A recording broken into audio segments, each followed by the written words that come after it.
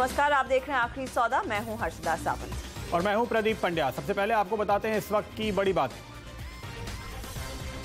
अंतर्राष्ट्रीय बाजारों के दबाव में निफ्टी और सेंसेक्स आपको दिखाई देंगे। निफ्टी बैंक भी बाजार, हमारे भारतीय बाजार आज पूरी तरह से दुनिया के बाजारों से संकेत लेते हुए नजर आ रहे हैं। अमेरिका में जिस तरह से यह डर फैला है कि डोनाल्ड ट्रंप को इम्पीच किया जा सकता है, यानी उनके ऊपर महाभियोग लगाया जा सकता है, उसके चलते कल वहां पर 300 पॉइंट से ज्यादा डाउ टूटा था और आज हम उसके साथ ही थोड़ा सा कैचअप करते हुए नजर आए।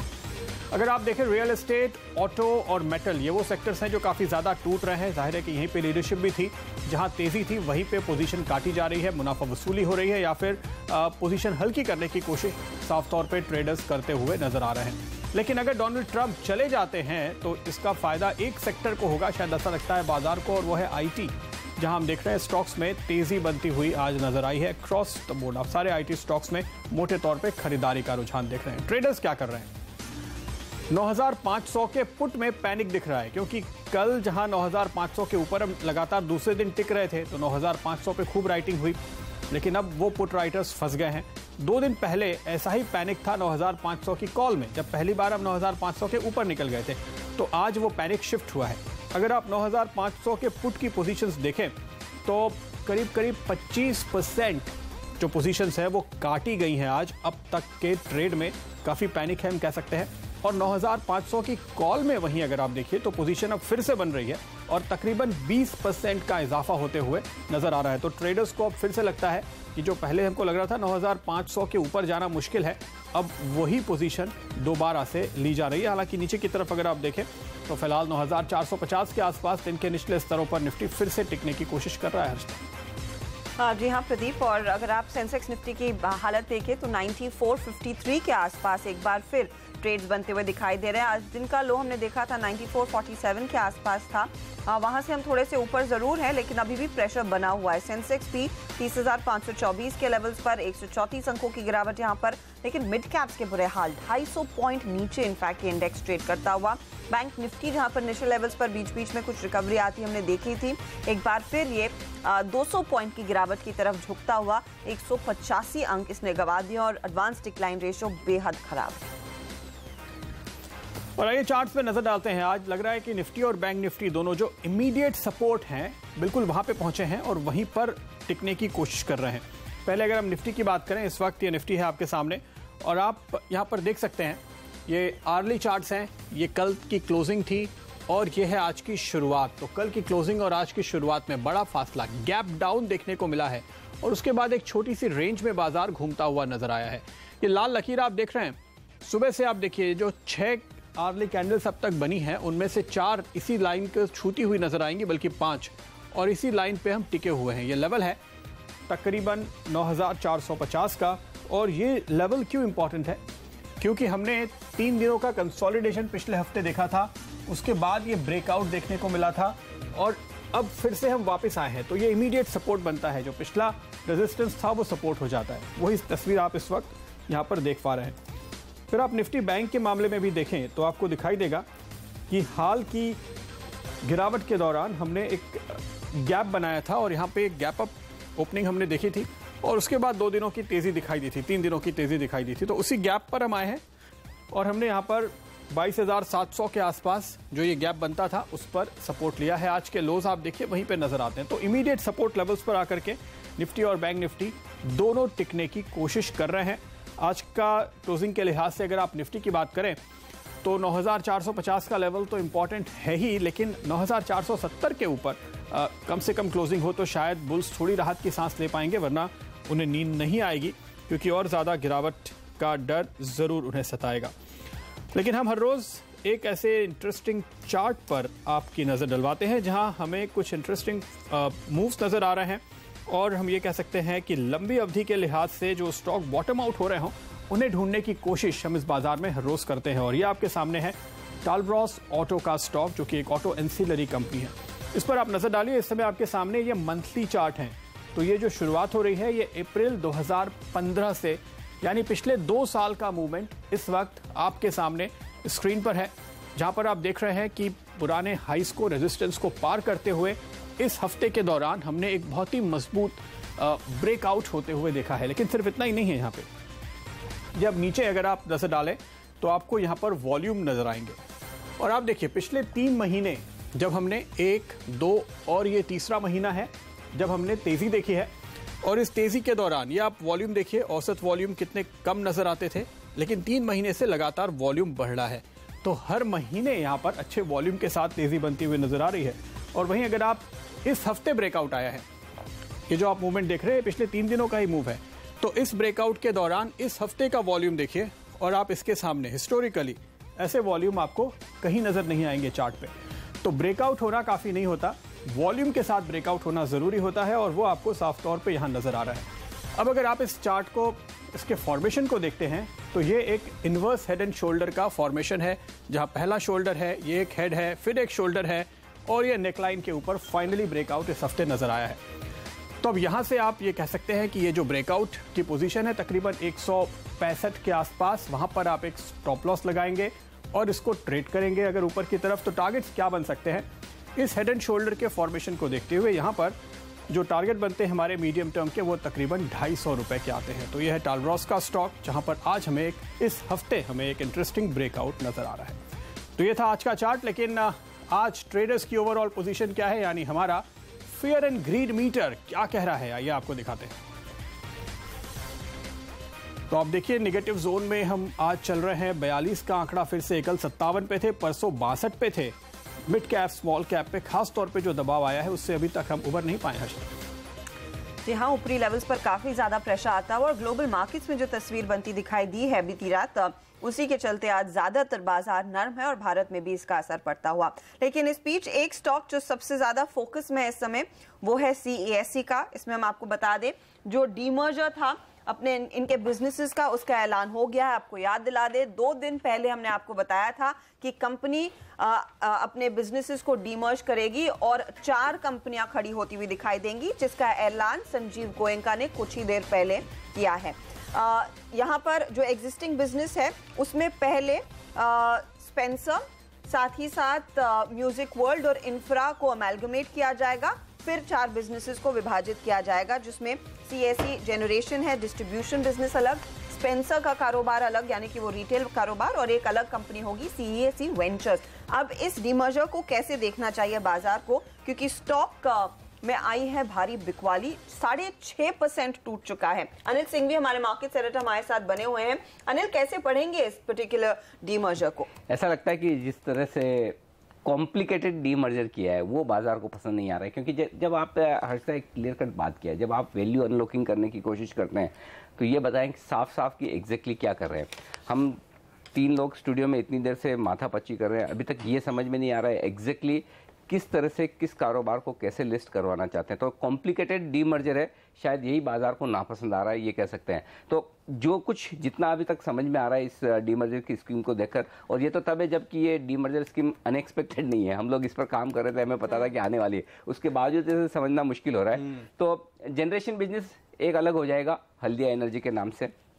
RPG रिटेल, उसमें स्पेंसर्स और म्यूजिक वर्ल्ड का जो बिजनेस है प्लस थोड़ा बहुत और दूसरा बिजनेस हो सकता है, वो उसमें चला जाएगा।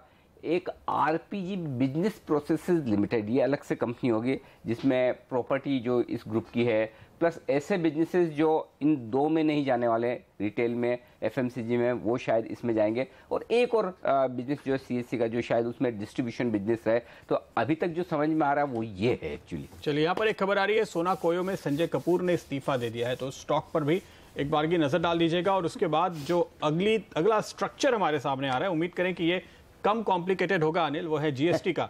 लेकिन देखिए यहाँ पर FMCG के कुछ प्रोडक्ट 5% के स्लैब में रहेंगे, बाकी प्रोडक्ट्स दूसरे 2 स्लैब में होंगे। अनाज 0% पे होगा, तो कुछ 5, कुछ 18, कुछ 28 FMCG प्रोडक्ट्स को 3 स्लैब में बांट दिया गया है। प्रोडक्ट वाइज यहाँ पर कॉल ली है सरकार ने, 18 और 28 और 5, 3 स्लैब बनते हैं। अनाज के लिए 0%, तो उम्मीद थी ही।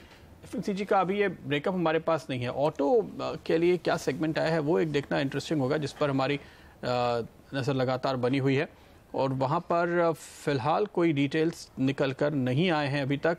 कंज्यूमर ड्यूरेबल के लिए यहाँ पर 5% जो डेली यूज के कंज्यूमर ड्यूरेबल्स हैं वो 5% में आएंगे। डेली यूज हर रोज इस्तेमाल किए जाने वाले कंज्यूमर ड्यूरेबल्स 5% के स्लैब में रखे गए हैं। और एफएमसीजी को लेकर ये थोड़ी सी अटकलें लगाई जा रही थी कि अलग अलग कैटेगरीज में आएंगे, क्योंकि कुछ प्रोडक्ट्स होंगे जो रोजमर्रा के इस्तेमाल के होते हैं, कुछ प्रीमियम कैटेगरी में आते हैं, तो उस लिहाज से शायद इनको बांटा गया है। लेकिन हैंडीक्राफ्ट हैंडलूम भी मेरे ख्याल में वो 0% स्लैब में कुछ स्टेट्स चाहते हैं कि रखा जाए। फैसला फाइनली क्या हुआ है ये नजर नहीं आ रहा है। कुछ एग्जम्पशंस की भी लिस्ट होगी जो अगली मीटिंग में डिसाइड किया जाएगा। तो यहाँ पर इस पर अभी फैसला साफ तौर पे नहीं हुआ है कि कौन कौन से प्रोडक्ट होंगे जिनको एग्जम्पशन दिए जा सकते हैं। हैंडीक्राफ्ट हैंडलूम मेरे ख्याल से एक मुद्दा है जहाँ पर कुछ राज्यों की मांग है कि उसको ज़ीरो ड्यूटी पे ही रखा जाए या ज़ीरो जीएसटी पे ही रखा जाए। तो ये कुछ एक ब्रेकअप्स निकल कर सामने आते हुए अनाज पर 0 होगा, एफएमसीजी पे 5, 18, 28 अलग अलग 3 स्लैब होंगे। आज की मीटिंग से रेट्स को लेकर जो क्लैरिटी आती है उसी पर सबसे ज़्यादा हमारी नज़र है और फिलहाल ये कुछ जानकारी निकल कर आ रही है। पूरे डिटेल्स का, पूरे ब्रेकअप का अभी भी हमें इंतज़ार है। जीएसटी काउंसिल ने सभी 9 नियमों को मंजूरी दे दी है। यहाँ पर जो आज के फैसले हुए हैं उनमें से ये जानकारी निकल कर आती हुई। इनफैक्ट इन एफएमसीजी कंपनियों पर नजर डाल लेते हैं कि यहाँ पर किस तरह का एक्शन बनता हुआ दिखाई दिया है, क्योंकि कल हमने देखा था HUL में नतीजे काफी शानदार आए, लेकिन ऊपरी लेवल से आज ये करेक्ट करता हुआ ITC में सुबह में कई बाय कॉल्स आए थे, लेकिन अब ये करीब करीब डेज लो के आसपास ट्रेड करता हुआ दिखाई दे रहा है। हमारे साथ राकेश बंसल जुड़ गए हैं। राकेश, इनफैक्ट पहले निफ्टी पर कॉल दीजिए और फिर हम कुछ और डिटेल्स निकालेंगे और स्टॉक्स पर बात करेंगे, क्योंकि ये 9446 के आसपास आ गया है, डेज लो के काफी करीब है Nifty. Harshita, Nifty days close के पास में बैंक निफ्टी में एक नेगेटिव क्रॉसओवर और मोमेंटम इंडिकेटर्स देखने को मिल रहा है। एज ऑफ नो कॉशियस होकर चलना चाहिए। 9500 ऊपर में एक इमीडिएट हर्डल निकल के सामने आया है और देखना यह है कि नीचे में निफ्टी जो है 9370 9380 के लेवल्स को होल्ड करता है कि उसको क्रैक करता है, क्योंकि कई large cap banking, yes bank काफ़ी ख़राब हो चुका है। इंडसइंड बैंक में मौजूदा स्तरों पर एक नेगेटिव क्रॉसओवर और मोमेंटम इंडिकेटर्स देखने को मिल रहा है, तो कॉशियस होकर चलना चाहिए। एकमात्र सेक्टर जो कि थोड़ा अच्छा लग रहा है वो है एक आईटी है, बाकी एल्स बैंकिंग का और निफ्टी का जो टेक्निकल स्ट्रक्चर है वो थोड़ा डिस्टॉर्ट हुआ है और जो गिरावट है वो थोड़ी सी और बढ़ सकती है। बिल्कुल, देखिए दरअसल डाउ फ्यूचर्स में अब गिरावट आनी फिर से शुरू हो गई है। सुबह से हम देख रहे थे तो डाउ फ्यूचर्स पॉजिटिव होता था। यूरोप के बाजार खुलने के बाद अब डाउ फ्यूचर्स के जो कोट्स हमें मिल रहे हैं वहाँ से इस वक्त वो कमज़ोरी के हैं, फिर से करीब 45-50 पॉइंट नीचे डाउ फ्यूचर्स आ गया और शायद यही वजह है कि आप फिलहाल गिरावट का रुख देख रहे हैं हमारे बाज़ारों में भी। काफ़ी अहम लेवल बाज़ार के लिए, निफ्टी के लिए 9450 का है और फिलहाल हम उससे नीचे आ चुके हैं, 4-5 पॉइंट नीचे आकर ट्रेड करते हुए नज़र आ रहे हैं। तो ये एक चिंता की बात शायद बाज़ार के लिए ज़रूर नज़र आएगी। 9450 अगर टूटता है राकेश, क्या आप मानते हैं कि फिर आज शॉर्ट करके जाने का मौका होगा निफ्टी में? नहीं प्रदीप जी, शॉर्टिंग में तो बैंक निफ्टी के कंपैरिजन में अगर शॉर्टिंग करनी हो तो निफ्टी में करनी चाहिए। स्ट्रक्चर खराब है, जैसे अभी आपने भी थोड़ी देर पहले मेंशन किया था। अगर 9470 के ऊपर निफ्टी सस्टेन करता है तब शायद राहत की बात है। एल्स अगर 9450 के ऊपर भी क्लोजिंग लेता है बट 9470 के नीचे ही क्लोजिंग होती है तो राहत नहीं है, तो थोड़ी घबराहट है। जिस तरीके से नेगेटिव क्रॉसओवर और मोमेंटम इंडिकेटर्स बोथ निफ्टी और बैंक निफ्टी दोनों के अंदर देखने को मिल रहे हैं। बिल्कुल, तो फिलहाल कोई राहत मिलती हुई नज़र नहीं आ रही है बाज़ारों को। वक्त होगा हमारे लिए फिलहाल एक छोटे से ब्रेक का, लेकिन ब्रेक के बाद राकेश से जानेंगे कुछ स्टॉक्स पर उनकी राय और साथ ही राजेश अग्रवाल AUM कैपिटल के हेड ऑफ रिसर्च भी जुड़ेंगे हमारे साथ।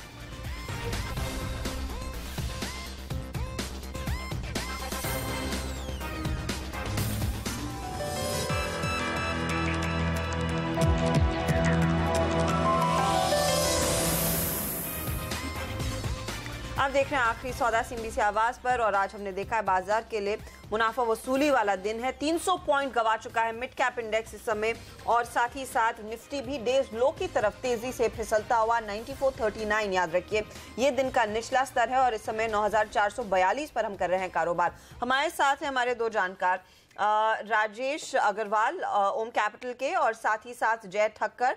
राजेश, आपसे मैं राय लेना चाहूंगी, जिस तरह की मुनाफा वसूली इस बाजार में फैली है, जो विदेशी बाजारों से संकेत मिले, खासकर जो सबसे बड़ा डर इस समय ग्लोबल मार्केट्स या फिर डाउ और नैस्डैक स्पेसिफिकली को है कि शायद इम्पीचमेंट का खतरा बढ़ रहा है यूनाइटेड स्टेट्स के प्रेसिडेंट डोनाल्ड ट्रंप पर। उससे भारतीय बाजारों में भी असर पड़ता दिखाई दे रहा है। तो क्या ये सेल ऑफ ज्यादा समय तक चलेगा या फिर आज एक दिन का झटका और उसके बाद फिर बैक ऑन ट्रैक और हम अपने फंडामेंटल्स पर ज्यादा फोकस करेंगे? देखिए हर्षदा, सही कहा आपने कि यूएस से जो खबरें कल रात को निकल कर आई उसके बाद से बाजार में एक बिकवाली हावी हुई है सुबेरे। एक्चुअली क्या है कि 9500 के आसपास जब निफ्टी चल रहा था तो बहुत सारे जानकारों का या बहुत सारे मार्केट के जो लोग हैं उनका ये व्यू बन गया था कि मार्केट बहुत टॉप हावी हो गया है और थोड़ी करेक्शन की दरकार है। और मेरा ये मानना है कि ये एक न्यूज़ जो आई है एक ट्रिगर की तरह आई है थोड़े करेक्शन के लिए, और 60-70 पॉइंट का आज हो गया मैक्सिमम। मुझे लगता है कि और 30-40 पॉइंट और जा सकता है। तो ये एक बहुत अच्छी अपॉर्चुनिटी है खरीदारी के लिए, क्योंकि अगर आप देखें तो पिछले कई दिनों से बाजार जो है वो एफआई के ऊपर निर्भर नहीं है। वहाँ से जो भी फंड्स आ रहे, बिकवाली हो रही थी उसके बावजूद बाजार चढ़ रहे थे, क्योंकि डोमेस्टिक इंस्टीट्यूशन से अच्छी बाइंग थी। लास्ट 2 महीने में ही अगर देखें तो 9000 करोड़ के आसपास की बाइंग है। और पूरे साल में अगर आप देखें तो AUM जो है पूरे म्यूचुअल फंड का करीब 10 से 12% की बढ़ोतरी दिखा रहा। तो ये सब चीज़ों के मद्देनज़र मुझे लगता है कि ये जो गिरावट आ रही है या हो सकता है कि 1-2 दिन और चले, तो एक अच्छी अपॉर्चुनिटी है अच्छे स्टॉक्स को बाइंग करने के लिए। क्योंकि आने वाले दिनों में GST जब इम्प्लीमेंट होगा या मानसून अच्छे होने की खबरों के कारण से मुझे लगता है कि बाजार में फिर से बढ़त देखने को मिलेगी। ओके, लेकिन आप जो कह रहे हैं कि ये सिर्फ एक बहाना है, एक ट्रिगर है, बाजार तो महंगा था ही, तो 100-150 पॉइंट गिर के बाजार सस्ता थोड़ी हो जाएगा। नहीं प्रदीप जी, ऐसा है कि अगर आप देखें तो 100-150 पॉइंट जब निफ्टी में निकलते हैं तो जो मिड कैप और स्मॉल कैप साइड की कंपनियां होती हैं वो 15 से 20% तक की टूटती हुई नजर आती हैं। तो वहां पर अपॉर्चुनिटी बिल्कुल बनती है, मेरा कहने का मतलब ये है। ओके, तो फिलहाल हम देख रहे हैं कि यूरोप के बाजारों में भी कमजोरी देखने को मिली है और डाउ फ्यूचर्स जैसे कि हम नजर डाल रहे हैं फिलहाल यहाँ पर कमजोरी थोड़ी और बढ़ती हुई नजर आई है लगातार।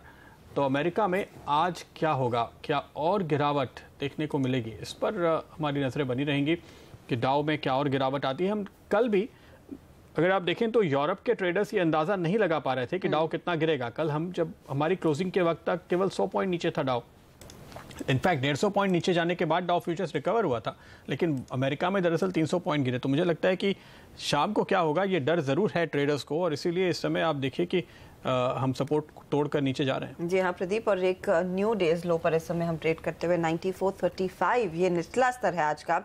और मिड कैप्स की सबसे ज्यादा हालत खराब है, 18100 पर वो इंडेक्स आ चुका है। 350 पॉइंट की गिरावट यहाँ पर देखने को मिल रही है। बैंक निफ्टी देखिए 23000 पर टिकना बहुत मुश्किल साबित हो रहा था, और अब देखिए हम 225 पॉइंट्स की गिरावट पर ट्रेड करते हुए दिखाई दे रहे हैं।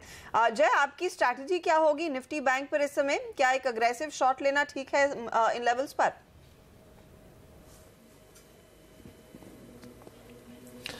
हाय, good afternoon Harshita.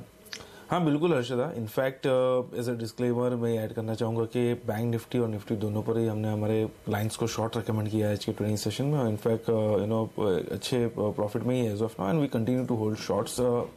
Also Harshad मैं ये कहना चाहूँगा कि आज ही 12 o'clock आप ही के चैनल पे करीबन फ्यूचर एंड एक्सप्रेस जो शो है उसमें भी शॉर्ट रिकमेंड किया था मैंने 9420 के लेवल्स के लिए। इनफैक्ट 9436 तो ऑलरेडी दिख रहे हैं। नाउ जो हिसाब से एक ट्रेंड लाइन ब्रेकडाउन देखने मिला है हर्षदा, तो मुझे ऐसा लग रहा है कि 9420 तो पहला सपोर्ट है ही, उसके नीचे मीडियम टर्म सपोर्ट बहुत ही इंपॉर्टेंट है 9370, वो भी टेस्ट होगा मुझे लग रहा है। मगर अगर वो ब्रेक होता है कि नहीं, that is very important going forward. पिछली बार एक रेंज बनी थी 9370 से लेके 9270 की, वो रेंज में से ऊपर की तरफ ब्रेकआउट देखने मिला, फिर से वो रेंज रिटेस्ट हुई थी 9370 पे, और फिर से 9500 9538 तक कल के ट्रेडिंग सेशन में हमें देखने मिला निफ्टी। तो अब वो अगर 9370 के लेवल्स ब्रेक होते हैं, then for me it's a reversal of the entire up trend. So as of now trend line breakdown तो देखने मिली है। बैंक निफ्टी जो आपका सवाल था हर्षदा, मुझे ऐसा लग रहा है कि एक रेंज रही है 22,500 से लेके 23,000 तक की, और हमारा तो यही व्यू था कि इसके बीच में ही ट्रेड करेगा, तो फिर से 22,500 नीचे की तरफ टेस्ट होगा। अगर वो ब्रेक होता है then will see a reversal till levels of 22,000 as well. तो 22,500 पहला लक्ष्य, शॉर्ट है तो बने रहेगा, शॉर्ट करना भी है तो I think with a stop loss of around 29,800 850 के स्टॉप लॉस के साथ आई थिंक 22,500 टारगेट कर सकते हैं। ओके, तो 22,500 आपको निफ्टी बैंक में देखने को मिल सकता है। निफ्टी और बैंक निफ्टी दोनों पर मंदी की राय फिलहाल उभर कर आ रही है। जिस स्टॉक में काफ़ी तेज़ी से बिकवाली होते हुए हमने देखी है, अगर उन पर नज़र डालें तो आप एक देखिए बजाज ऑटो है जहां पर काफ़ी पिटाई हो रही है, और दूसरा बैंक ऑफ बड़ौदा। इनफैक्ट यहाँ पर आप देख सकते हैं औसत से कहीं ज़्यादा वॉल्यूम इन दोनों में हुए हैं, 60 से 70%, करीब करीब डबल वॉल्यूम अब होने आ रहे हैं बजाज ऑटो और बैंक ऑफ बड़ौदा। इन दोनों स्टॉक्स में क्या इन दोनों पे जय आपको शॉर्ट दिखता है?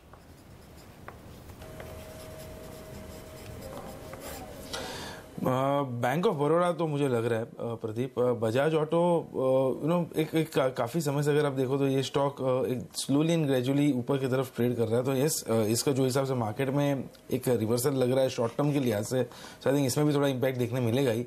एंड बट मोर और लेस शॉर्ट नहीं बनेगा प्रदीप, इसमें मुझे ऐसा लग रहा है कि एवरेजेस ही रिटेस्ट हो सकती है। ये स्टॉक में करीबन 2900 के लेवल्स के आसपास तक कहीं ना कहीं सपोर्ट है, तो मेजर कुछ डाउनसाइड बजाज ऑटो पे तो नहीं लग रही है मुझे खास।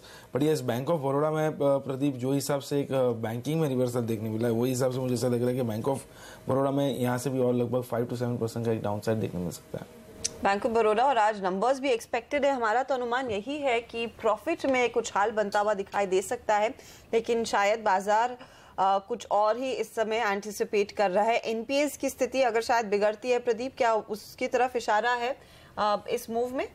क्या बैंक उसका ऑफ डर बड़ौदा है? इनफैक्ट ऐसा बैंक है जो कई बार सरप्राइज कर चुका है बाजार को कि हमें लगता है कि अब कुछ और नहीं आएगा, लेकिन उसके बाद फिर से एनपीएस आ जाते हैं। हालांकि इस बार हमें ऐसी उम्मीद नहीं है कि कोई शॉक लगेगा।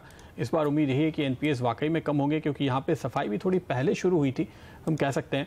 और अब अगर आप देखें तो पिछले 3 क्वार्टर से एनपीएस ऑलरेडी स्टेबल हो चुके हैं, तो डर ऐसा नहीं होना चाहिए। मुझे लगता है थोड़ा सा बाजार के साथ ही चलता हुआ फिलहाल ये स्टॉक नज़र आ रहा है। लेकिन इसके साथ ही कल एसबीआई के नतीजे आएंगे और जाहिर है कि उस पर भी सभी की नज़र होगी कल के नतीजे कैसे आते हैं। और यहाँ पर जो फिलहाल अंदाज़ा लगाया जा रहा है कि क्वार्टर ऑन क्वार्टर भी थोड़े बेहतरी बढ़ते हुए नज़र आएंगे।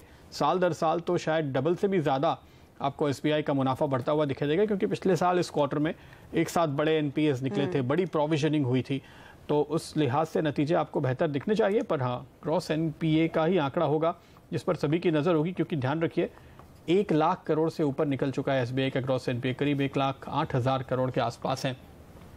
राजेश आप ओके, राजेश से हमारा संपर्क टूट गया है। फिलहाल कोशिश करेंगे राजेश से जानने की कि इन दोनों स्टॉक्स पे फिलहाल वो क्या राय रखते हैं, एसबीआई और बैंक ऑफ बड़ौदा। इस बीच एक खबर आ रही है, 2 बजे तक पीएसपी प्रोजेक्ट का रिटेल हिस्सा करीब 17% भरा है और एनआईआई का हिस्सा करीब 15% तक भरा है। नॉन इंस्टीट्यूशनल इन्वेस्टर्स, जो बड़े इन्वेस्टर्स होते हैं उनका, और कुल आईपीओ 17% तक। आज दूसरा दिन है पीएसपी प्रोजेक्ट्स के आईपीओ का, और ये हमारे पास फिलहाल 2 बजे तक के अपडेट सामने आ रहे हैं। प्रदीप, साथ ही आईडीबीआई बैंक आपकी स्क्रीन पर लेकर आएंगे, क्योंकि अब मैं देख रही थी बैंक्स में सबसे ज्यादा गिरावट कहां पर है। IDBI top of the list है, 7% की गिरावट स्टॉक में आती हुई दिखाई दे रही है। नतीजे आ गए हैं, 3,200 करोड़ का घाटा कंपनी ने पोस्ट किया है, जो पिछली बारी 1736 करोड़ का था। तो क्लियरली आप कह सकते हैं वो जो लॉस है वो डबल होता हुआ दिखाई दे रहा है। 3,200 करोड़ के घाटे में एनपीएस की स्थिति काफी बिगड़ती हुई। नेट एनपीएस इनफैक्ट 13.21% पर है, लेकिन मैंने एक एनपीए का आंकड़ा देखा है जो 21% के आसपास भी दिखाई दिया। क्या? हाँ, क्रॉस एनपीए 21.5% पर आया है, जो पिछली बारी करीब 15.6% पर था। और यही वजह है कि एक तगड़ा झटका आईडीबीआई बैंक को लगता हुआ। स्टॉक देखिए आपके सामने 5.5% गवा चुका है, अब 6% की गिरावट। इन नंबर्स के आते ही हमने देखा यहाँ पर भारी भरकम सेल ऑफ देखा जा रहा है। तो एक और कमजोर क्वार्टर आईडीबीआई बैंक के लिए, और वो क्लियर कट रिएक्शन आता हुआ शेयर में भी। वक्त हो रहा है एक छोटे से ब्रेक का। आईडीबीआई बैंक पर हमारी नजरें रहेंगी, सीएससी पर आपने क्या रणनीति अपनानी ये भी हम आपको बताएंगे। साथ ही निफ्टी पर आज के दिन की हालत देखकर क्या कॉल बनता है, निफ्टी कॉल्स, बीटीएसटी और कुछ और जानकारों से बातचीत होगी इस ब्रेक के बाद।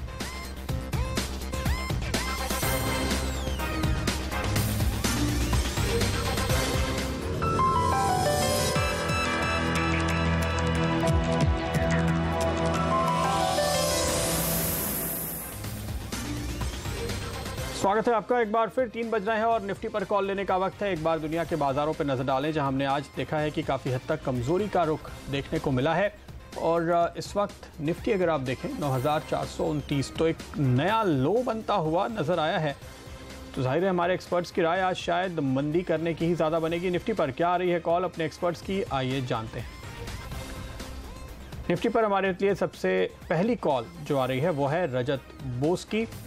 रजत बोस कह रहे हैं निफ्टी पे आपको शॉर्ट करना चाहिए। स्टॉप लॉस होगा 9485 का और टारगेट 9350 पे आने की वो उम्मीद कर रहे हैं। 2 दिनों के लिए ये कॉल है। साथ ही समित चौहान एंजल ब्रोकिंग के लेकिन अभी भी तेजी में ही हैं। ये कह रहे हैं मौका है, खरीदारी करके चले। 9560 के टारगेट के लिए आप तेजी की पोजीशन बनाइए और साथ ही साथ जो स्टॉप लॉस रहेगा इस ट्रेड में वो 9390 का है। 2 से 3 दिनों का कॉल समित ने दिया है। जय, आप कैसे अप्रोच करेंगे निफ्टी पर, क्या राय है?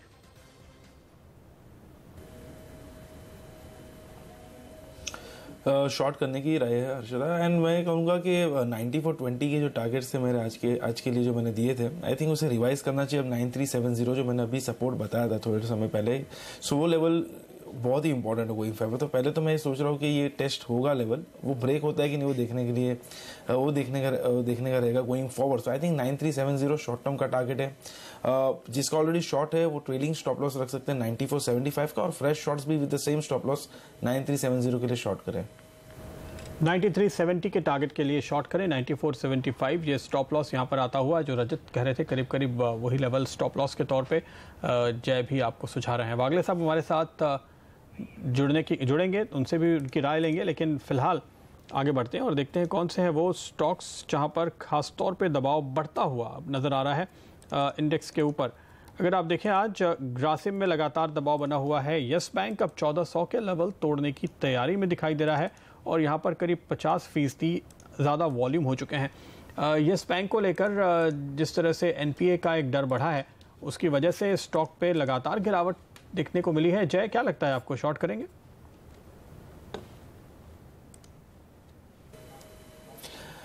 आईडीबीआई बैंक प्रदीप काफी गिर चुका है आज की ट्रेडिंग सेशन में। यस बैंक अराउंड 8-9% तो गिर चुका है, बट देन यस बाउंस होगा तो डेफिनेटली शॉर्ट करें। जय, आपको मेरी आवाज आ रही है? ओके, यस बैंक तो प्रदीप काफी जी प्रदीप, यस बैंक तो काफी उसमें गिरावट ऑलरेडी देखने मिली है, तो रिस्क रिवॉर्ड तो फेवर नहीं करूंगा। इसका मतलब ये नहीं कि यहाँ पे लॉन्ग करना चाहिए, बट देन शॉर्ट इस लेवल से प्रदीप यहाँ पे नहीं बनता, बिकॉज शायद इसमें उतनी तेजी से अभी गिरावट ना देखने मिले शायद comparative to other banking stocks जहाँ पे इतनी हमें प्रॉफिट बुकिंग नहीं देखने मिली है।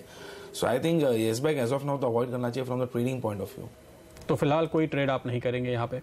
वहीं दूसरी तरफ आईडीबीआई में जहां हम देख रहे हैं ग्रॉस एनपीए 22% के ऊपर निकलते हुए नजर आए हैं और ये अब अपने लोज की तरफ शायद 60 रुपए के आसपास के इसके जो ऑल टाइम लोज हैं उधर जाता हुआ दिख रहा है। अब तो मुझे 8-9% टूट चुका है। 70 का लेवल भी इसने तोड़ दिया है। राजेश, क्या कहेंगे? देखिए, जिस तरीके से एनपीए में बढ़त देखी गई है वो अपने आप में एक चिंताजनक है। ऊपर से आरबीआई ने वॉच लिस्ट में भी डाल दिया है बैंक को, तो नए बिजनेसेस में थोड़ी सी दिक्कत होगी। लेकिन मेरा ये अपना मानना है कि जब आरबीआई की वॉच लिस्ट हो गई है तो आने वाले साल, 1.5 साल में, 2 साल में बैंक की हालत में सुधार आएगी। इस वक्त मैं खरीदारी की सलाह नहीं दूंगा। यहाँ से और 10-1% टूटता है तो बिल्कुल वहाँ पर खरीदारी बनती है, बट नज़रिया आपको कम से कम साल भर का रखना पड़ेगा। साल भर का नजरिया अगर आप रखते हैं तो शायद ठीक है। इन लेवल्स पर आगे और गिरावट की संभावना है। स्टॉक पिट रहा है, साथ ही सीएससी की भी धुलाई हो रही है। अब 14% नीचे ट्रेड करता हुआ। हमारे साथ हरिहर भी जुड़ गए हैं। हरि, आप इस डीमर्जर स्कीम को कैसे पढ़ रहे हैं? क्योंकि एंटिसिपेशन में हमने देखा था काफी तेजी आ गई थी।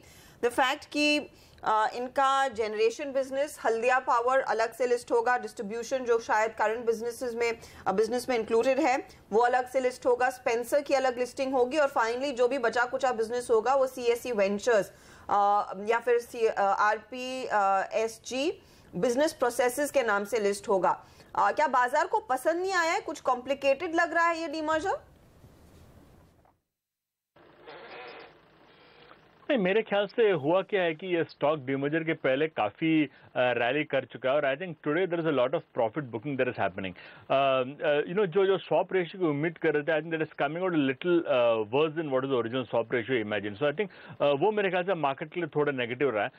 मेरे ख्याल से सबसे बड़ा जो इसमें स्टोरी है वो स्पेंसर का रहेगा, बिकॉज हमने डीमार्ट और वीमार्ट के केस में देखा है कि जब रिटेल बिजनेस का सेपरेट वैल्यूएशन मिलता है तो काफी बड़ा वैल्यूएशन मिलता है। तो I think that would probably be the big story. पर मेरे ख्याल से ये जो बड़ा रैली हुआ उसके बाद का एक करेक्शन है। I wouldn't read too much into the correction. Okay, ज़्यादा करेक्शन पर इतना चिंता करने की जगह नहीं है, वजह नहीं है, लेकिन ऑफ कोर्स उस रिटेल बिजनेस को काफ़ी ज़्यादा वैल्यूएशन मिलेगी as in when it lists. Hari, मैं आपकी राय लेना चाहूँगी ओवरऑल मार्केट के स्लाइड पर, स्पेशली मिड कैप्स में जिस तरह से हड़कंप मची है। 420 अंकों की गिरावट इंडेक्स दिखा रहा है, एंटिसिपेटेड था। स्पेशली कई लोग कह रहे थे कि अगर गिरावट आएगी तो पहले मिड कैप्स की धुलाई होगी, क्योंकि वहीं पे सबसे ज्यादा लोगों ने पैसा बनाया है। ऐसी स्थिति में अब आपको क्या लग रहा है, जो भी लोग मुनाफा घर लेके जा रहे हैं, क्या वो हेवीज में पार्क करना शुरू करें, या फिर 9400 के नीचे बेटर टाइम्स दिखेंगे, ज्यादा अपॉर्चुनिटी मिलेगी पोजीशन लेने की? देखिए, मैं मानता हूँ कि यहाँ से आप अगला 2 या 3 साल देखोगे तो आपका आउट परफॉर्मेंस सिर्फ मिड कैप से मिलेगा, लार्ज कैप से कोई आउट परफॉर्मेंस नहीं मिलने वाला है। See you may at best get about 15-16% returns on large cap, पर जो मल्टी बैगर्स की हम बात करते हैं वो आपको अगले 3 सालों में सिर्फ मिड कैप्स में मिलेगा। तो I don't think mid caps का आपको कोई एग्जिट करने की जरूरत है। हाँ, जहां आपने बहुत अच्छा मुनाफा कमाया, you can definitely take some profits off the table, but जहां पे आपका कन्विक्शन है, मेरे ख्याल से आपको होल्ड ऑन करना चाहिए। मुझे तो ये मिड कैप स्टोरी और 3 साल चलते हुए दिख रहा है। फाइनेंशियल्स देखिए, जिस तरह से यहाँ पर लगातार मंदी हो रही है, और इवन अगर आप कैश मार्केट में भी देखें तो भारत फाइनेंशियल्स में लगातार बिकवाली हुई है। वॉल्यूम हालांकि यहाँ पर आज थोड़े हल्के नजर आ रहे हैं रिलेटिवली, पर दिन के लोस पर है ये स्टॉक। जय, शॉर्ट करेंगे?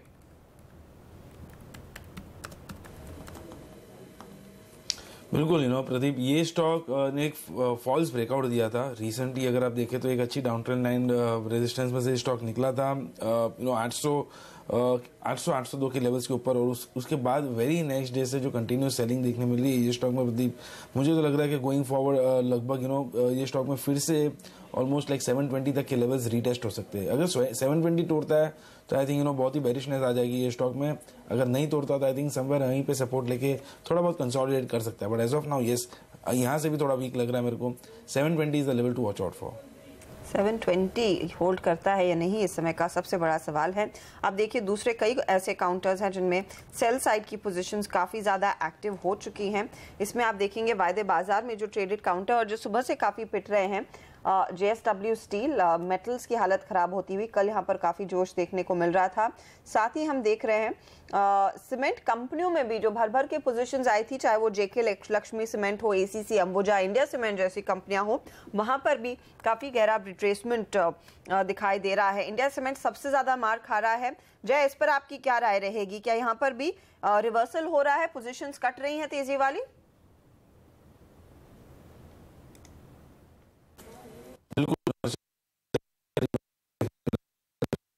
Most of the cement stocks आज के ट्रेडिंग सेशन में काफी वीक ट्रेड कर रहे हैं, तो एंटायर सेक्टर में ही सेलिंग देखने मिल रही है। और इंडिया सीमेंट्स तो जो हिसाब से एक लास्ट में एक मूव देखने मिला था 2 दिनों के पहले, एक ऐसे भी ट्रायंगल पैटर्न में से ब्रेकआउट देखने मिला था, तो उसके बाद जनरली एक फाइनल लेग होता है। तो शॉर्ट टर्म में तो मुझे लग रहा है कि it's likely to test its average on the lower side, करीबन ऑन दी लोअर साइड जो हिसाब से मैं देख रहा हूँ इसके सपोर्ट्स बनकर आ रहे हैं 185 on the medium term basis, and I think in the short term around 195। So I think ये लेवल्स टेस्ट हो सकते हैं शायद गोइंग फॉरवर्ड। तो शॉर्ट अगर पोजीशंस बनानी हो इस लेवल पे तो बना भी सकते हैं। ऑन दी अपसाइड एक रेजिस्टेंस है 217 का, so with that as a stop loss यहाँ पे शॉर्ट इनिशिएट कर सकते हैं। ओके, JSW स्टील एक ऐसा स्टॉक है जहां पे आप देखिए कैश मार्केट में करीबन 3 गुना वॉल्यूम हुए हैं, जबरदस्त गिरावट आ रही है, इस वक्त भी दिन के लोस पर है। लेकिन अगर आप फ्यूचर्स पर नजर डालें तो इसमें आज दिन के आखिर में कोई खास बिल्डअप होता हुआ नजर नहीं आ रहा है नेट। वागले साहब, क्या इंपॉर्टेंट सपोर्ट लेवल है कहीं आसपास? प्रदीप 185 का लेवल है जो अगर ब्रेक होता है तो फर्दर डाउनसाइड होगा, यहाँ से थोड़ा सा बाउंस बैक एक्सपेक्ट कर सकते हैं। और अगर ये 185 का लेवल टूटेगा तो मुझे लगता है ये सीधा 170 168 की तरफ की मूव की शुरुआत होगी। ओके, तो ये आप कह रहे हैं शायद और भी टूटता हुआ दिखाई दे सकता है। वागले साहब, आज हम देख रहे हैं MCX, भारत फोर्ज जैसे काउंटर्स भी पिटते दिखाई दे रहे हैं। भारत फोर्ज ऑफ कोर्स 10% के ओपन इंटरेस्ट पर 6% टूटा है। MCX में कैश में ज्यादा बिकवाली होती दिखाई दे रही है। क्या सलाह होगी इन दोनों स्टॉक्स पे? की सलाह दूंगा क्योंकि दोनों में एक अच्छा रन अप देखा गया था। राजेश, आप फंडामेंटली बता दीजिए, फिर वागले साहब से एक चेक ले लेंगे चार्ट्स पर। ओके, अगर आप देखें तो भारत फोर्ज की अगर आप देखें फंडामेंटल्स बहुत स्ट्रांग है। कुछ डिफेंस के भी कारोबार में ये जा रहे हैं जहाँ की एक बहुत बड़ी उम्मीद बन रही है, लेकिन बावजूद उसके जो इस वक्त प्राइसेस थे जो अच्छा खासा रनअप के बाद मुझे लगता है थोड़े ओवरस्ट्रेच हो गए थे, तो थोड़ा सा करेक्शन अगर और होता है तो मैं समझता हूँ कि नई एंट्री ली जा सकती है। बट MCX में एक बहुत अच्छा बिल्टअप हुआ था, इस बात को लेकर के कमोडिटी में जो फ्यूचर ऑप्शंस वगैरह चालू हो रहे हैं उनसे इनकी आय बढ़ेगी, तो मैं समझता हूँ जो वैल्यूएशन अगर देखूँ तो BSE के ज़्यादा अच्छे लग रहे हैं बनिस्पत की MCX। तो मैं समझता हूँ किसी को स्टॉक एक्सचेंज में निवेश करना हो तो BSE एक अच्छा ऑप्शन साबित हो सकता है। संदीप, चार्ट्स पर आप भारत फोर्ज MCX पर क्या सलाह देंगे? भारत फोर्ज MCX दोनों वीक है Harshada. Between the two Bharat forge में मुझे ज्यादा वीकनेस या ज्यादा momentum on the down side दिखाई देता है। मुझे लगता है 1020 की तरफ की मूव है।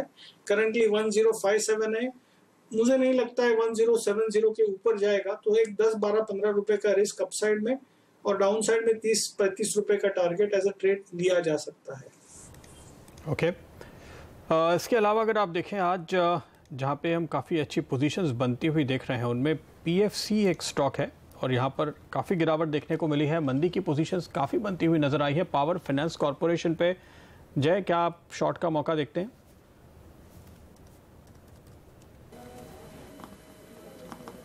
वैसे प्रदीप, ये स्टॉक में तो काफ़ी अच्छी बढ़त देखने मिली थी और अब जो हिसाब से ये स्टॉक में एक रिवर्सल देखने मिल रहा है, मुझे लग रहा है कि एक अच्छा करेक्शन यहाँ पे देखने मिल सकता है, at least in the short term. I believe कि उसकी एवरेजेस को तो टेस्ट कर सकता है। सो यहाँ पे अगर शॉर्टिंग अपॉर्चुनिटी अगर ढूंढ रहे हो तो आई थिंक ये शॉर्ट कर सकते हैं। ऑन दी अपसाइड प्रदीप, जो मैं रेजिस्टेंस देख रहा हूँ, that comes to around 162.50, that should be the resistance. I think जब तक उसके ऊपर नहीं निकलता, ओवरऑल चार्ट स्ट्रक्चर अब यही दिखा रहा है कि एटलीस्ट उसकी एवरेज नीचे की तरफ जो है 147, 148 ये लेवल्स टेस्ट हो सकते हैं। That is the initial short term target. उसके अगर नीचे जाता है तो और भी एक करेक्शन देखने मिल सकता है। सो आई थिंक यस, यहाँ पे शॉर्ट करना ही चाहिए PFC को। PFC एक शॉर्ट का कैंडिडेट इस समय, लेकिन आज की इस भारी बिकवाली में टेक्नोलॉजी एक सेक्टर है जहां पर खरीदारी होती दिखाई दे रही है। खासकर अगर आप दिग्गजों पर नजर डालेंगे तो TCS 3% ऊपर है, विप्रो, इन्फोसिस में भी खरीदारी होती हुई। कुछ हल्की सी बढ़त सन फार्मा, लुपिन जैसे फार्मा कंपनियों में भी देखने को मिली है। लेकिन इन टेक्नोलॉजी काउंटर्स में जो तेजी बनती दिखाई दे रही है, हरी, उस पर मैं आपकी राय लेना चाहूंगी। क्या हम कुछ ज्यादा ही पढ़ रहे हैं US मार्केट के डर को कि शायद वहां पर एक इम्पीचमेंट हो सकता है, या फिर उसकी चिंता काफी बढ़ गई है, इसीलिए ग्लोबल मार्केट्स क्रैक कर रहे हैं, डाउ क्रैक कर रहा है, और ये विपरीत में शायद टेक्नोलॉजी कंपनियों के लिए एक पॉजिटिव होगा। ये पूरा जो कोरिलेशन ट्रेडर्स ने आज लगाया है वो क्या वाकई में आगे फायदा कमा कर देगा या नहीं? देखिए, इम्पीचमेंट होगा या नहीं ये दूर की बात है। मेरे ख्याल से ये एक काफी कॉम्प्लेक्स प्रोसेस है और मुझे नहीं लगता है कि अनलेस ये बहुत सीरियस इश्यू रहा, इम्पीचमेंट का कोई बात नॉर्मली करते नहीं है। मेरे ख्याल से फर्क ये है कि शायद से आगे जाके जो जिस तरह से ट्रंप एक एंटी IT और एंटी इंडिया स्टांस लिए हुए थे, मेरे ख्याल से ये स्टांस शायद से थोड़ा सॉफ्टन हो सकता है और इसकी उम्मीद में मेरे ख्याल से शायद से IT स्टॉक्स ऊपर जा रहे हैं। पर आई थिंक जिस तरह से TCS वगैरह ने रैली कर लिया है, मैं मानता हूँ कि यहाँ से अपसाइड पोटेंशियल काफी कम लग रहा है मेरे को। IT शेयरों में जगह काफी कम नजर आती है। संदीप, क्या आपको भी लगता है टेक्निकली?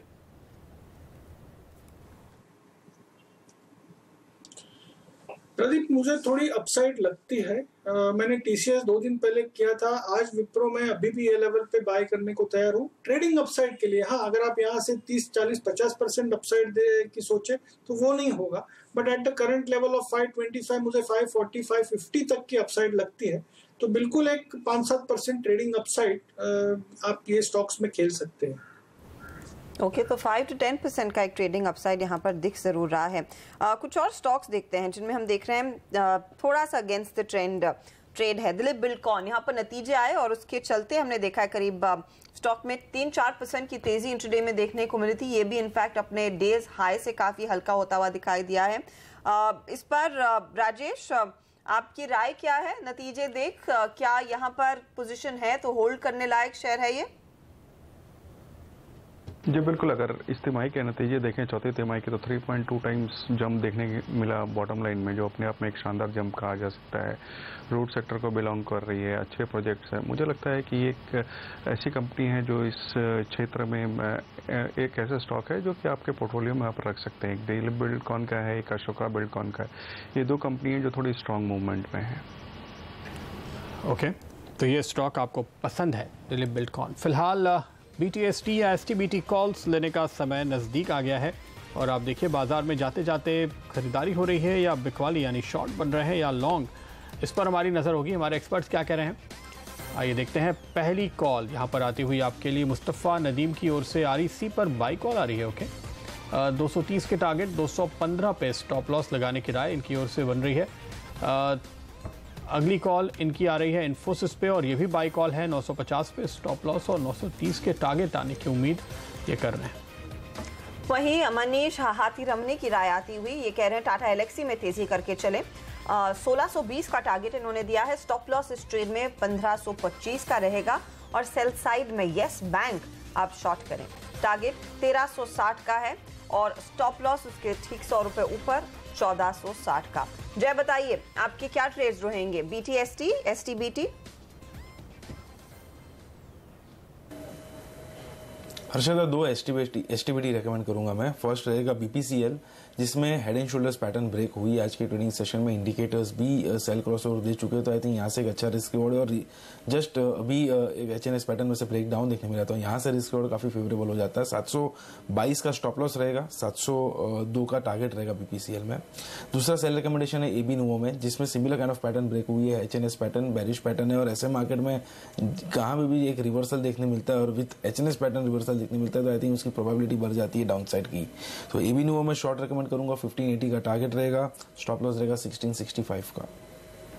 इस बीच अब देखिए बेंगलोर केमिकल्स के नतीजे आते हुए और यहाँ पर EBITDA लेवल पर करीब 46% की गिरावट देखने को मिल रही है। मार्जिन 7.5% से घट के 6% पे आते हुए स्टॉक में आप गिरावट आते हुए देख रहे हैं। इस आंकड़े के निकलने के बाद मुनाफा 4.7 करोड़, ये तो खैर बेहतर है। लॉस था पिछले साल इस क्वार्टर में 5 करोड़ का, उसके मुकाबले 4.5 पौने 5 करोड़ का मुनाफा आया है। आमदनी लेकिन 32% घटी है, 545 करोड़ पे आई है 807 करोड़ के मुकाबले। तो इन नतीजों पर एक राय लेंगे, लेकिन इसके पहले वागले साहब आपके BTST या STBT? प्रदीप, निफ्टी ने आज एक क्लियर ब्रेकडाउन दिया है। मुझे यहाँ से भी 80 से 100 पॉइंट नीचे की व्यू बनती है, तो मैं दोनों STBT के साथ जाऊंगा। पहला वोल्टास बेचने की सलाह होगी, 417 का स्टॉप लॉस होगा, टारगेट होगा 405। दूसरा होगा भारत फोर्ज, जो बेचा जा सकता है, मैंने पहले भी कहा था, मुझे वीक लग रहा है। 1062 का स्टॉप लॉस होगा, टारगेट होगा 1026। भारत फोर्ज 1026 के लिए बिकवाली करने की सलाह यहाँ पर, और दूसरे भी बाय सेल कॉल्स ही हैं वागले साहब की ओर से आते हुए। कुछ और काउंटर्स आपको बता दें जहां पर हम देख रहे हैं गिरावट गहरी होती हुई दिखाई दे रही है। बजाज ऑटो आपकी स्क्रीन पर लेकर आएंगे, अब 2% के नुकसान के साथ इनफैक्ट ये स्टॉक ट्रेड करता दिखाई दे रहा है। क्वार्टरली परफॉर्मेंस पर प्रेशर है और वो साफ झलका है, क्योंकि बिट्टा लेवल मार्जिन्स भी कुछ ट्रिम होते हुए दिखाई दे रहे हैं। हरी, आपकी राय क्या रहेगी टू व्हीलर स्पेस पे, specially Bajaj auto at this point in time? मैं मानता हूँ कि जो दोनों की टू व्हीलर प्लेयर्स है, हीरो मोटो और बजाज, आई थिंक द सबसे बड़ा जो रिस्क है that is the competition that is coming from Honda. और आप जानते होंगे कि पिछले महीने I think Honda is become number 2, तो बजाज जो नंबर 3 पे जा चुका है, तो वो एक बड़ा रिस्क है। जहां तक ओवरऑल टू व्हीलर स्पेस का सवाल है, आई थिंक यदि आप ये दो लिस्टेड कंपनीज देखोगे, दैट इज हीरो मोटो और बजाज ऑटो, आई थिंक दोनों कंपनीज को एक रिवाइवल ऑफ डिमांड से फायदा होगा। पर हमारा प्रेफरेंस बजाज के लिए रहेगा, सिर्फ इसलिए कि बजाज का एक बहुत बड़ा एक्सपोर्ट बिजनेस है। नियरली 45 to 50% ऑफ बजाज का जो टर्नओवर है एक्सपोर्ट होता है, तो आई थिंक एक्सपोर्ट में हम ज्यादा ट्रैक्शन देख रहे हैं, तो Bajaj would be a stock we will prefer within the two wheeler space. Okay, तो बजाज ऑटो फिलहाल बेहतर होगा दांव लगाना आपके लिए। आइए देखते हैं जाते जाते क्या कुछ स्टॉक्स पर खरीदारी हो रही है।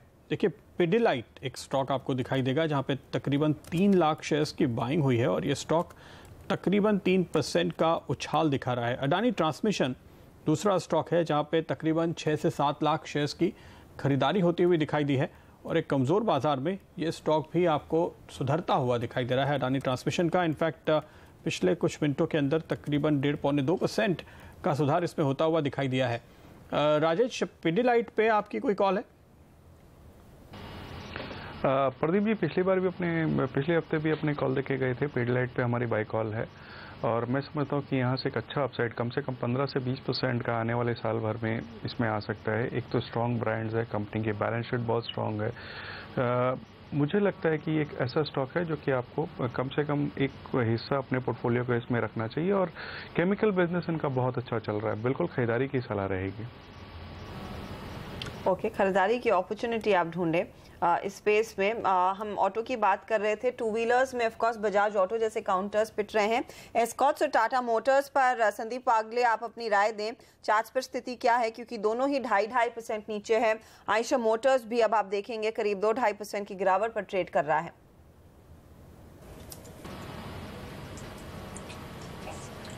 हर्षिता, टाटा मोटर्स में मैं आज मॉर्निंग में भी बुलिश था। अभी भी मुझे लगता है कि एट लोअर लेवल्स जैसे मार्केट सुधरता है ये स्टॉक्स आउट परफॉर्म करेंगे।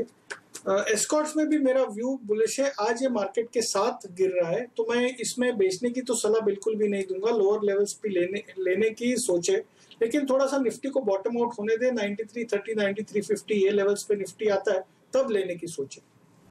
रुपए पे नजर डालिए, बहुत तेज गिरावट आती हुई दिख रही है।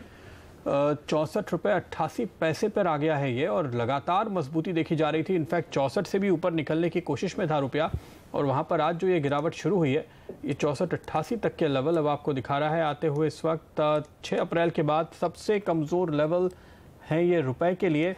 तो लगातार मजबूती के बाद आज जो आप ये बिकवाली देख रहे हैं, साथ में रुपया भी कमज़ोर हो रहा है, ये थोड़ी चिंता की बात होगी। इनफैक्ट आज सुबह जब रुपया खुला था तब भी थोड़ा सा एक अलर्ट आया था इस लिहाज से कि डॉलर कमज़ोर हो रहा था, तो हम रुपए में उछाल की मजबूती के साथ खुलने की उम्मीद कर रहे थे, पर उल्टा हुआ था और रुपया कमज़ोर खुला था। उसके बाद लगातार दबाव यहाँ पे आए हैं। आज फॉरेक्स मार्केट के सूत्रों का ऐसा कहना था कि शायद कुछ दबाव देखा जा रहा है, कुछ पे आउट्स यहाँ पर ड्यू हैं जिनकी वजह से डॉलर की बड़ी मांग आएगी, ऐसा लगता है। तो शायद वो फाइनली प्ले आउट होता हुआ अब नज़र आ रहा है और 65 की तरफ रुपया बहुत ही तेज़ी से बढ़ रहा है। तो जाहिर है कि आपने आईटी स्टॉक्स में जो उछाल देखा है आज, रुपए का भी इसमें एक अच्छा खासा योगदान रहा है, जिसके चलते आप ये फिलहाल देख रहे हैं तेज़ी आईटी स्टॉक्स की और रुपया 65 की तरफ बहुत ही तेज़ी से बढ़ता हुआ। ऐसे मूव बहुत कम देखने को मिलते हैं। फिलहाल मार्केट पे नज़र डालें और देखिए कुछ ऐसे स्टॉक्स जहाँ पे कमज़ोरी तेज़ी से बढ़ी है। तो भारत फाइनेंशियल इंक्लूजन हमने बात की थी कि क्या यहाँ शॉर्ट बनता है और आप देखिए पिछले कुछ मिनटों में तकरीबन 10-12 लाख शेयर्स और बिके हैं यहाँ पे और उस बिकवाली के दबाव में नया लो बनाता हुआ भारत फाइनेंशियल्स नज़र आ रहा है। ITI ऐसा ही एक और स्टॉक है जहाँ पर हमने करीब 3 लाख शेयर्स की बिकवाली देखी है। पूरे दिन के टर्नओवर का करीब 1/3 होगा ये और ये स्टॉक भी दिन के निचले स्तरों पे। जय, ITI में जो ट्रेडर्स अभी भी हैं तेज़ी की पोजीशन लेकर खड़े हुए हैं, क्या उन्हें निकलना चाहिए?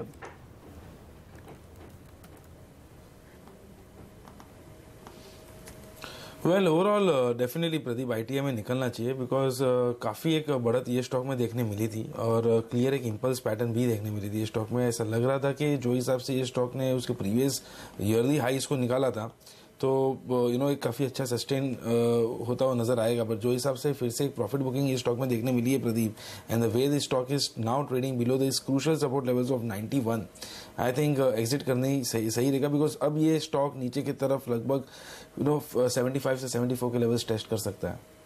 कुछ काउंटर्स जहां पर हम देख रहे हैं खरीदारी का एक्शन बन रहा है। सिम्फनी भी आपकी स्क्रीन पर लेकर आएंगे। देखिए पिछले 15-20 मिनटों में इसमें 4% का उछाल है। अब वो स्टॉक कुल मिलाकर 2.5% ऊपर दिखेगा। कोरोमंडल इंटरनेशनल में एक तेजी से रिकवरी आई है निचले स्तरों से। ये भी काउंटर 3.5% का एक स्विंग दिखाता हुआ और कमिंस के नंबर्स का इंतजार है तो ये स्टॉक करीब 4% ऊपर है। संदीप, आपको कोई चार्ट्स पर पसंद है? Symphony, Coromandel, Cummins?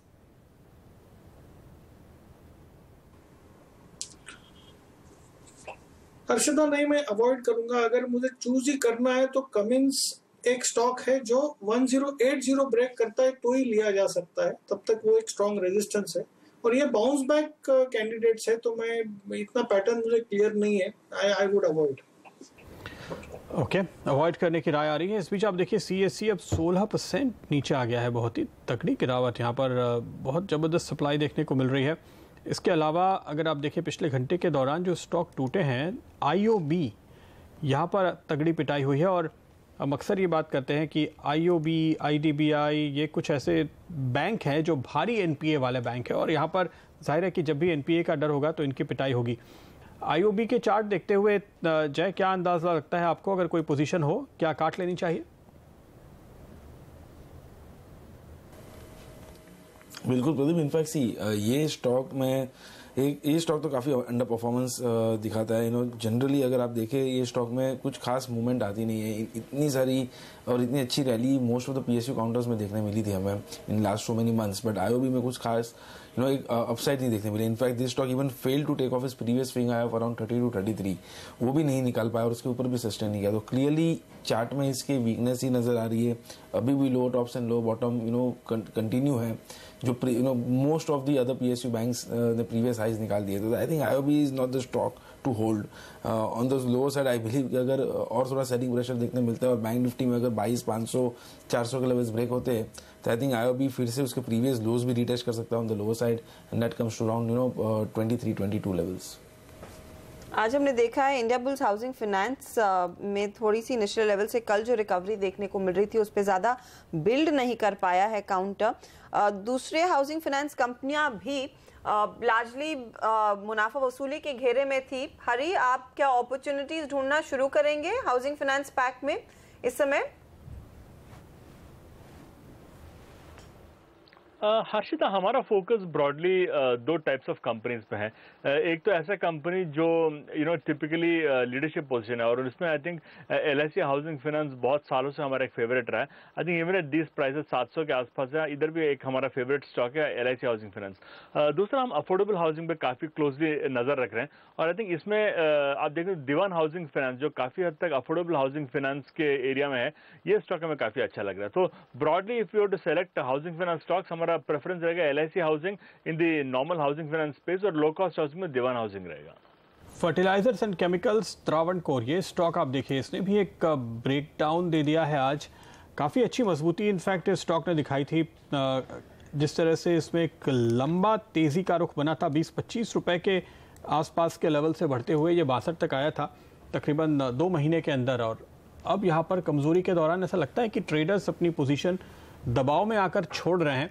वागले साहब, काफ़ी ट्रेडर्स की पोजीशन होगी इस काउंटर पे, क्या सलाह देंगे आप?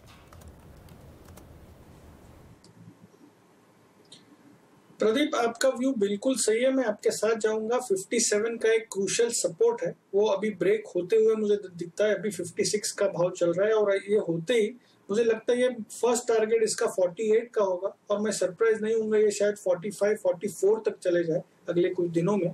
तो इसमें से बेचकर निकल जाना चाहिए अगर आप प्रॉफिट में है, क्योंकि ये पिछले 3 हफ्ते से 40 से 60 तक भागा है। तो आई थिंक ऊपर में ये लेवल पे प्रॉफिट बुक कर लेना चाहिए। ओके, निकलने की सलाह है आपके लिए फिलहाल इस स्टॉक से। कुछ और स्टॉक्स आपको दिखाते हैं जहां पे तेज गिरावट आ रही है। बाजार बंद होने का समय है, आखिरी घंटे में भी तेज गिरावट वाले स्टॉक्स।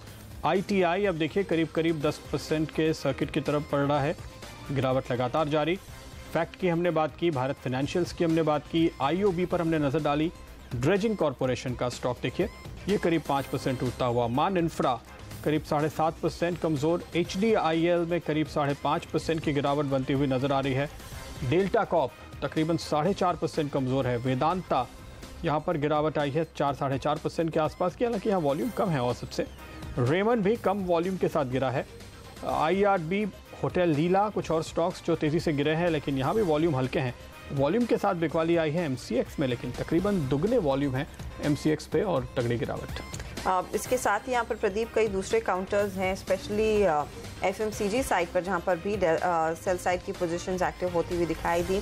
HUL, ITC सुबह से ही कमज़ोर थे। गोदरेज कंज्यूमर जैसी कंपनियों में भी हमने देखा है करीब 5 लाख शेयरों के ट्रेड के साथ 4.5% की गिरावट भी देखने को मिली है। तो ये कमज़ोर था काउंटर।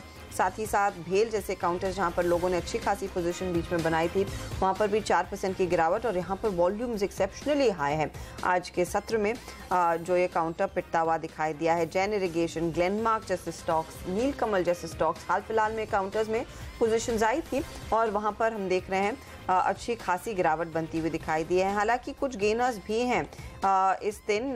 सिंजीन पर एक नज़र डाल लीजिए, हल्की सी पॉजिटिव टेरिटरी में जाकर टिकता हुआ ये काउंटर दिखाई दिया है। साथ ही साथ हमने देखा आज नंबर्स के बल पर थोड़ा सा एक्शन डीबी कॉर्प जैसी कंपनियों में था, लेकिन वो नेग्लिजिबल सा ही है। आज ज़्यादातर ट्रेड्स नेगेटिव साइड पर होते हुए दिखाई दिए और लोगों ने फोकस किया है अपनी पोजीशंस हल्की करने का। स्ट्राइड साशून के नंबर्स आए और मार्जिन इंप्रूवमेंट देखने को मिला है, उसके बावजूद स्टॉक में कुछ खास रिकवरी नहीं। उन्होंने एक जेवी भी अनाउंस किया है वीवीमेड लैब्स के साथ। कमिंस के नंबर्स का भी इंतजार है, जिस पर हम पहले भी चर्चा कर रहे थे। कैप्लिन पॉइंट में कल भी हमने, आपको याद होगा, काफी तेजी देखी थी। आज भी एक काउंटर करीब 4% ऊपर जाकर टिक रहा है। और मिड कैप आईटी में पोलारिस जैसे स्टॉक्स, हेक्सावेयर जैसे काउंटर्स, एनआईआईटी जैसे काउंटर्स में हमने देखा खरीदारी हुई। टेक्नोलॉजी इकलौता पॉकेट था जहां पर कुछ मजबूती बनती दिखाई दी है आज के सत्र में, वरना आप देखेंगे banks, metal, auto, FMCG, capital goods, real estate, ये तमाम सेक्टर्स है जहां पर सेल साइड की पोजीशंस देखने को मिली है। तो कुल मिलाकर आज डेज लो पर ही बाजार जाकर टिका है 9422 के लेवल्स पर। 100 पॉइंट गवाए इंडेक्स ने और 9400 पर कुछ संभलता हुआ दिखाई दिया है। मिड कैप्स की सबसे ज्यादा धुलाई हुई है आज के ट्रेड में, 400 पॉइंट से ज्यादा का नुकसान मिड कैप इंडेक्स में। और बैंक निफ्टी 22,673 पर सिमटता हुआ दिखाई दिया है। 9422 पर दिन की समाप्ति। संदीप, कल क्या लग रहा है, किस तरह की रणनीति के साथ लौटे?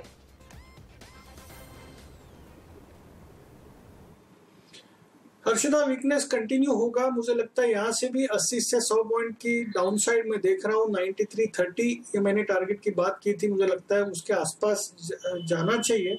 हाँ, अगर गैप डाउन खुलता है तो शायद आपको अपॉर्चुनिटी नहीं मिलेगी, लेकिन 9430 टू 9450 20 से 30 पॉइंट की भी अगर अप मूव आती है या बाउंस बैक मिलता है, उसमें बेचना चाहिए। 9500 या 9510 का स्टॉप लॉस होगा और डाउन साइड 9350 9330 के 100 पॉइंट डाउन साइड के टारगेट्स मुझे दिखते हैं और शायद वो कल के दिन में ही मिल सकते हैं। ओके, इतनी ज़्यादा गिरावट की अगर आप आशंका देखते हैं तो ये ज़रूरी है कि अमेरिकन मार्केट आज फिर से गिरे। कल 300 पॉइंट का डाउ तो हमने डिस्काउंट कर लिया है, आज निफ्टी गिरा करीब 100 पॉइंट के आसपास। अब निफ्टी को और 100 पॉइंट गिरने के लिए डाउ और 300 पॉइंट गिरेगा। राजेश, क्या आपको ऐसा लगता है? देखिए, बोलना मुश्किल है कि घबराहट हुआ इम्पीचमेंट को लेकर के कितनी बढ़ती है। देखना पड़ेगा कि शाम को कैसे पैन आउट होते हैं चीज़ें, बट हो सकता है कि जैसे हम चर्चा कर रहे थे कि 100-150 पॉइंट की गिरावट और हो सकती है, बट वो एक खरीदारी का मौका होगा। ये डाउ फ्यूचर्स हालांकि बहुत धोखेबाज किस्म का है हर्षिता, ये मानना चाहिए।